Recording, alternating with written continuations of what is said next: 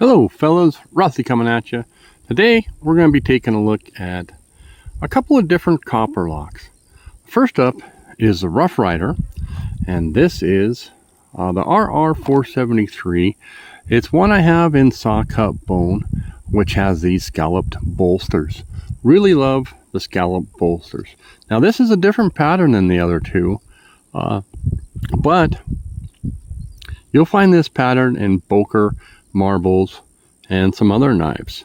It does have a shield, that's the horseshoe shield, and this particular one has the scalloped bolsters. We do have a tang stamp, and we'll get into that. It is made in China, does not have a half stop, has decent snap. Now this particular one has sort of a Skinner blade, is what they'll call this. These are 440A stainless steel. Next, I happened to pick up a Frost cutlery, and this one is made in Japan. It's out of the 1980s, and just because of that, they're kind of a vintage collectible knife. They call this Frostwood, and the Japanese-made knives were considered decent. And this one's actually, the Rough Rider might be better than this. It's not real smooth, and the spring's not real, the walk and talk. It's there. It's not fantastic. Maybe some other knives that were the Frost Copperhead out of the 80s were great. This one's okay, but take a peek at the clip point blade. Would have been made with what they call surgical steel, and I have no idea what that definition is. You can see all of them are the Copperhead. That's by the bolster here, and this particular one has a large pen blade. So again, with the surgical stainless steel, and maybe this one just needs a little more cleanup. No half stop, and there's a close.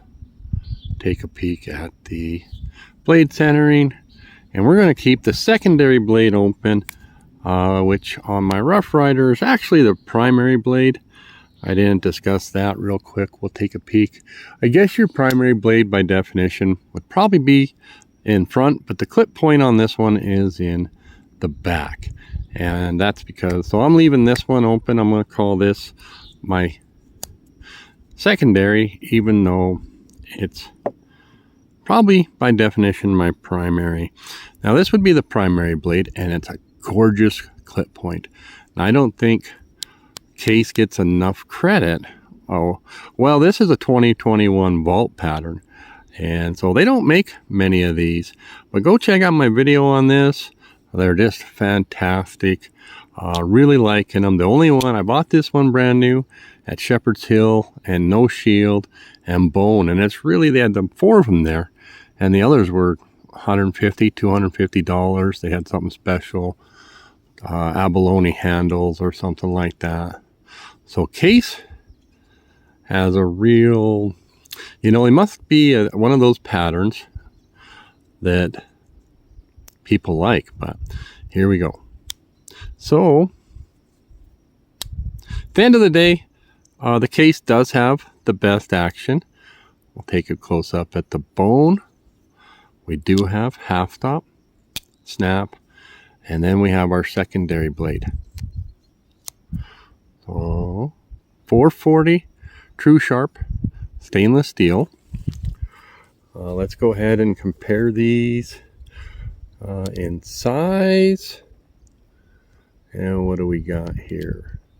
Size of the blades. All right, we're getting some interruptions here, but anyways, that's the difference in the clip points, kind of the tang contact. I suppose we should compare the liners and so on. This Frost actually has no gaps, and the case had slight gapping. I could see through right in this area.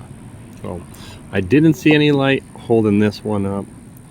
Again, the case has the better, what do we call that? Action. So if you had a choice on the secondary blades, of course on Rough Rider, maybe your primary. Okay. And take a peek at the liners there. Rough Rider did a nice job on that one. Let's compare the clip points, shall we? Maybe we should have done that right off the bat. Okay, so taking a peek here. Now Rough Rider has a pretty good amount of blade. But, you know, it's just a tad bit smaller. Take a peek at the bolsters. Alright, kind of comparing everything to case, it seems like. And there's your frost. Alright, we're going to wrap this up. Thanks for joining me.